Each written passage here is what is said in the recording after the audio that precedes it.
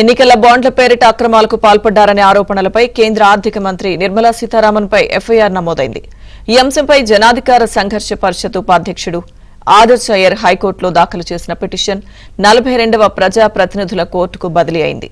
ఈ వ్యాజ్యంపై విచారణ జరిపిన కోర్టు ఎఫ్ఐఆర్ నమోదు చేయాలని బెంగళూరులోని తిలక్ నగర్ పోలీసులను ఆదేశించింది. తదుపరి విచారణను అక్టోబర్ 10కి వాయిదా వేసింది. దీంతో పోలీసులు ఎఫ్ఐఆర్ నమోదు చేశారు.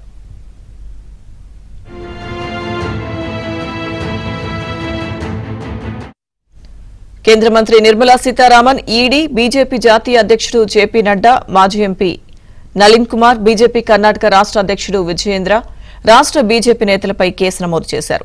ఎలక్టోరల్ బాండ్ల ముసుగులో వివిధ కార్పొరేట్ కంపెనీల ఎండీలు, సీఈఓలను బెదిరించి 8,000 కోట్ల రూపాయలు దోచుకున్నారని ఆదర్శ్ అయ్యర్ తన ఫిర్యాదులు తెలిపారు.